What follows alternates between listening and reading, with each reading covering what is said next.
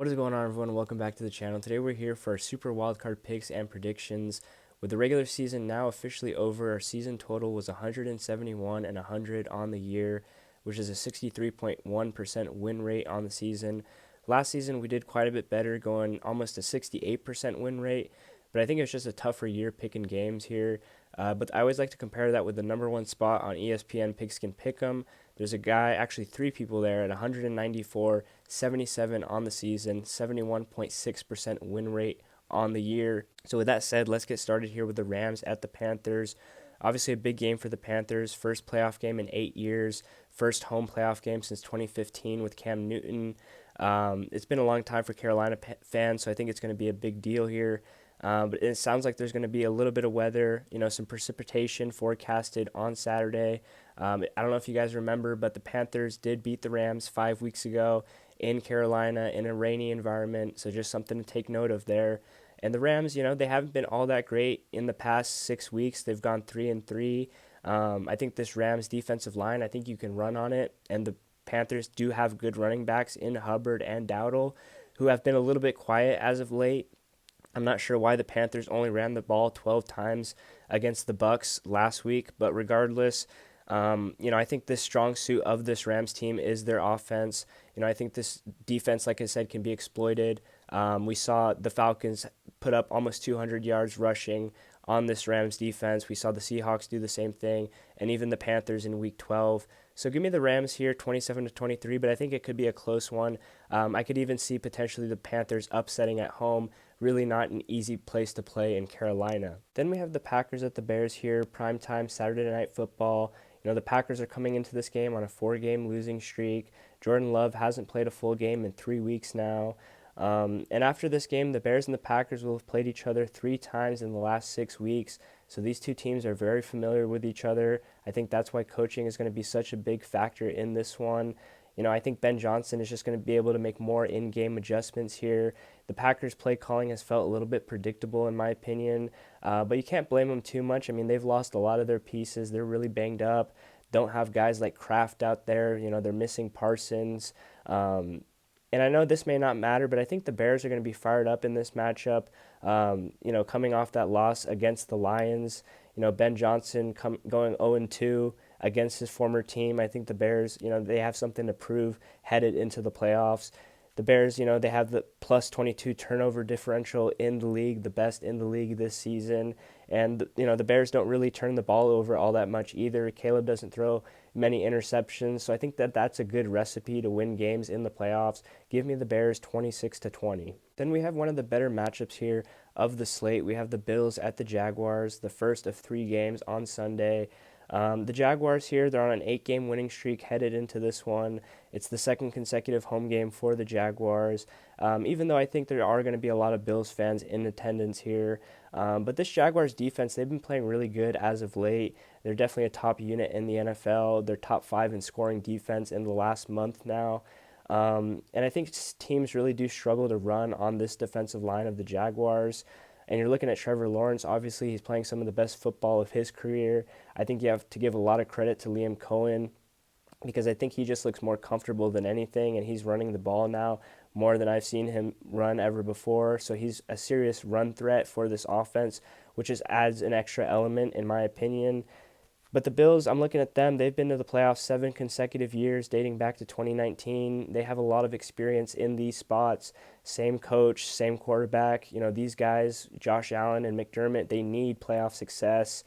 The Bills rested starters last week versus the Jets. I think that Josh Allen and James Cook are going to be relatively fresh coming into this one. I know Josh Allen is dealing with a foot injury, and I know this Bills defense is susceptible to big plays and just not a great defensive unit overall. But I think Josh Allen does just enough in this game to win it 29-23. I do worry about that Bills defense, though. They really do struggle with yards after contact. I think they have some smaller guys out there. But I'm just betting my money here on Josh Allen to win the game there. We have the 49ers at the Eagles, second of 3 games on Sunday here. The Eagles obviously coming off of a Super Bowl win. I believe in the Super Bowl hangover. I think it's worth a mention. And I think the Eagles, even though they went 11-6 this season and won the NFC East, I should say, for a second consecutive year. I think they've kind of underperformed this season. Saquon has kind of been a shell of himself. The Eagles have been kind of a tough team to figure out. I do like their defensive line, their pass rush. I think they know how to generate pressure on the quarterback. But I think you can run on this Eagles front. I think that McCaffrey's going to have a big day here.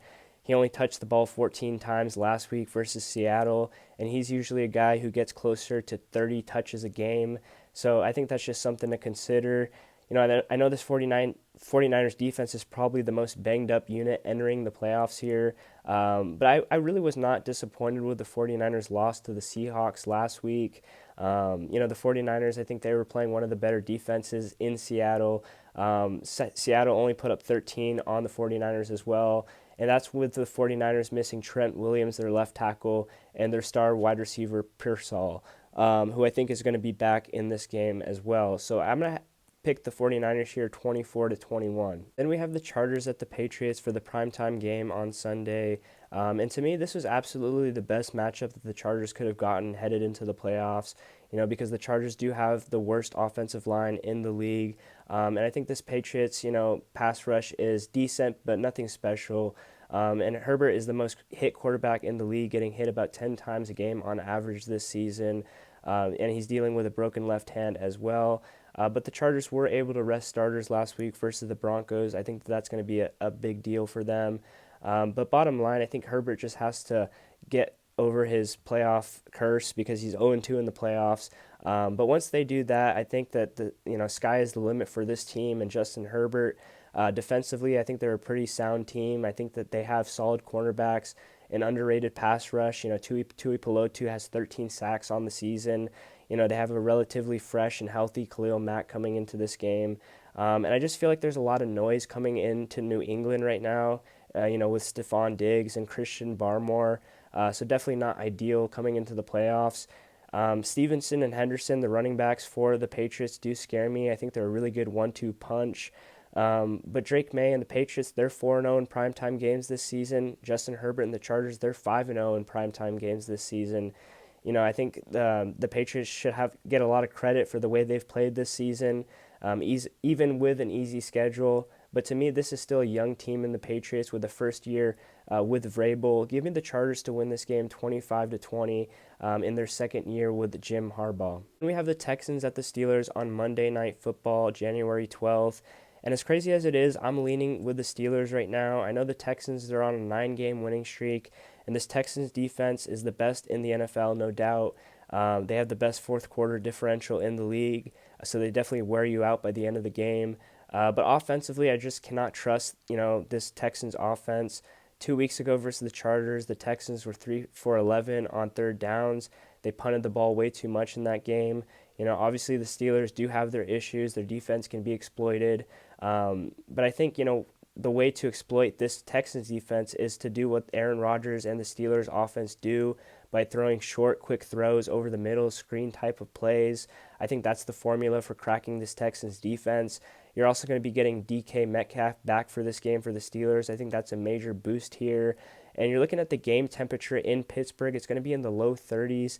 The Texans, they've played in a dome for the last 4 weeks. Give me the Steelers to upset here 18-13. So those are my picks. Thank you guys for watching, and I'll see you guys later. Peace out.